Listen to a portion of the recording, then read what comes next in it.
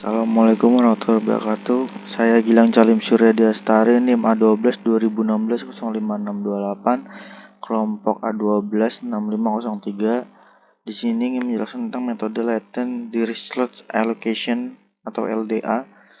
Metode latent dirichlet allocation atau LDA ini adalah sebuah metode untuk mendeteksi topik-topik yang ada pada koleksi dokumen beserta proporsi kemunculan topik tersebut, baik di koleksi maupun di dokumen tertentu. LDA juga mampu mengasosiasikan kata-kata yang ada pada dokumen dan koleksi ke topik tertentu. Pada tutorial kali ini kita akan mencoba menggunakan LDA untuk mendeteksi topik-topik yang ada. Kita dapat bayangkan bahwa ada banyak sekali review yang dihasilkan oleh pengguna dalam waktu 1 menit, bahkan 1 detik. Dalam durasi waktu yang singkat tersebut, berbagai macam review dari berbagai macam ulasan menumpuk menjadi satu tanpa ada pemisah.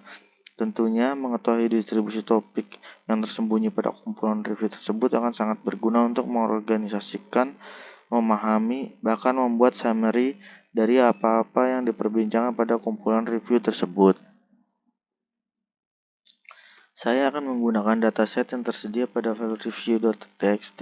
Ini hanyalah sebuah dataset sederhana untuk kebutuhan belajar terdiri dari 50 review terbaru dan tidak dikumpulkan menggunakan streaming API, melainkan hanya sekedar copy paste saja dari website utama. Di setiap baris ada 2 bagian yang dipisahkan oleh delimiter. Bagian pertama adalah nama akun pengguna review dan yang kedua adalah review yang dihasilkan pada waktu tertentu. Pertama-tama, kita perlu import dahulu beberapa library yang akan berguna pada pekerjaan kita kali ini. Misalnya Matplotlib digunakan untuk visualisasi seperti gambar.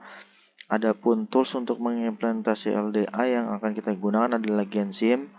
Menurut pengalaman saya pribadi, Gensim memberikan fungsionalitas yang baik dalam hal API dan efisiensi komputasi. Selain itu, NLTK digunakan untuk pre-processing seperti proses stopword removal, tokenization, dan stemming. Kemudian, skitlearn digunakan untuk proses clustering dokumen review, serta reduksi dimensi dari vektor review agar bisa diplot ke bidang 2 dimensi. Hyperparameter yang perlu kita tentukan pertama kali adalah banyaknya ulasan yang akan ditemukan oleh LDA. Di satu sisi, ini sepertinya adalah kelemahan LDA karena tidak bisa menentukan banyaknya topik secara otomatis. Namun saat ini sudah ada banyak varian dari LDA yang mampu menentukan topik secara otomatis, termasuk salah satunya adalah Hierarchical Dirichlet Process atau HDP. Dan Gensim juga punya implementasi dari HDP. Berikutnya adalah kita perlu hidupkan beberapa objek untuk pra-processing seperti lower caching, stopword removal, dan stemming.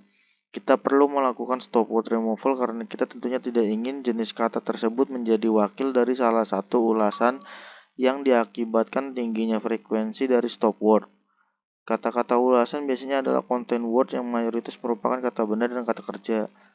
Lalu kita muat dataset kita dengan fungsi yang sudah kita bangun sebelumnya dan kenakan pre-processing terhadap dataset kita yang sudah dimuat tersebut. Setelah itu, kita buat dictionary dari semua kata-kata dalam koleksi dokumen kita. Intinya adalah kita lakukan indexing untuk semua kata-kata yang ada pada koleksi dokumen kita yang ingin dicari distribusi ulasannya. Perlu diingat bahwa LDA menganggap sebuah dokumen sebagai bag of word karena informasi urutan antar kata dalam dokumen tidak diperlukan. Lalu, jalankan LDA untuk infer distribusi topik secara otomatis.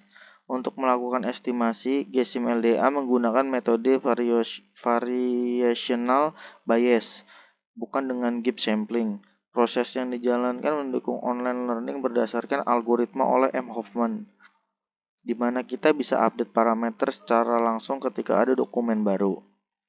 Setelah kita berhasil infer distribusi topik untuk koleksi dan juga masing-masing dokumen review, sekarang kita coba cluster review berdasarkan kedekatan topik.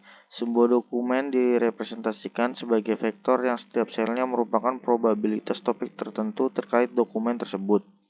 Sebelumnya, kita mengasumsikan bahwa dokumen-dokumen yang berada dalam satu klaster adalah yang kira-kira membicarakan topik-topik yang sama karena di distribusi topiknya dekat. sekarang kita ingin memberi label untuk setiap cluster agar kira-kira topik-topik utama apa yang dibicarakan di setiap cluster. Cara yang paling mudah untuk memberi nama topik yang major adalah dengan melihat vektor centroid dari masing-masing cluster.